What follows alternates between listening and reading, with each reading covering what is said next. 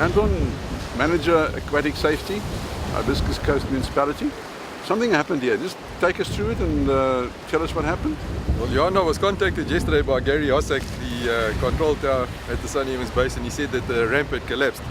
And on investigation, you can see, I think it's due to the years that's happened. I think it's obviously been undermined by sea, by water. And you can see on the ridge where the ramp has actually cracked itself off. What we've done this yesterday afternoon and this morning is we've contacted the Department of Environmental Affairs because it's within 100 meters from the high water mark, which is protocol, and asked them what we would need to do to repair the ramp. And according to them, it's an existing structure, so there wouldn't be any problems with EIAs and all this long pollutant stuff. So it should be quite easy to get permission to actually repair what was here. You know, following today, I can see that some of the ramp, a third of it is still operational. Okay. And the guys have offered to come and pin that thing themselves just to prevent that from also collapsing, maybe if we do have any big seas for the rest of this weekend. So we would be able to use that section of the ramp if we manage the tower properly and everything else. We've got a little section of beach on the left-hand side of the ramp, which I'm sure I'm going to ask for permission if there's an emergency that we can actually use that as well to bring boats out. And I'm sure the department is pretty amicable about this thing because they know that this is a big tourist destination. And I don't think anybody's trying to stop anybody from actually operating here. It is a big plus for the council. And but now why is it because it's high tide, spring tide? Why would this happen now? Yeah, I believe the sea was very, the level was much higher than yesterday. normal. The sea was higher, you know, and I just discussed it with Martin now. There wasn't very big swell either, but I think there could be an equinox. There's something brewing at the time, and as I say, I think that is causing the sea to be slightly higher than normal. Plus we've got a spring tide, which will then automatically make it slightly higher.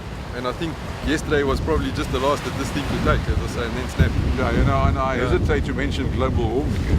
For all we know, As discussed with the guys yesterday, we all know that the height of the sea is actually increasing a few millimeters every couple of years. And after March 2007, when we had the last disasters, we were told to start moving backwards because the sea is going to start encroaching and taking back. So this, I think, is probably just one of those little things that's happening. But you know, fortunately, we can't move the whole base backwards. We can repair this and just hope that if we do it properly, that it does last another couple of years. Just to recap, what would the time scale on this be now? Because obviously it's now a long weekend and the December holidays aren't far away when this is very busy. So how do you see this, give us a time scale on this?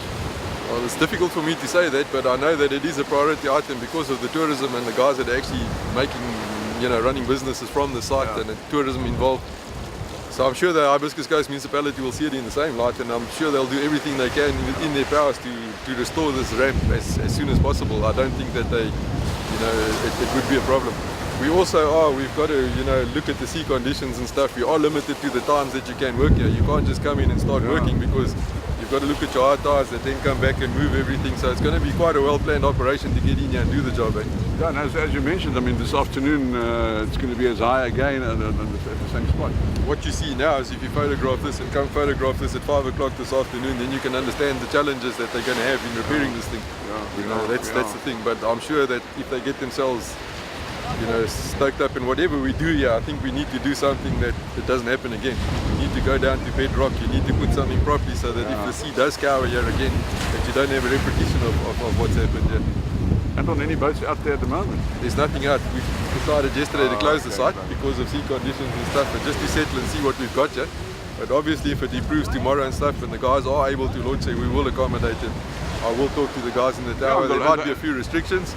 And time to come back with your tires because space on the beach and stuff, and I think the guys will just cooperate with us. We'll be alright. Yeah, and obviously the longer they stay out there, the more money they lose.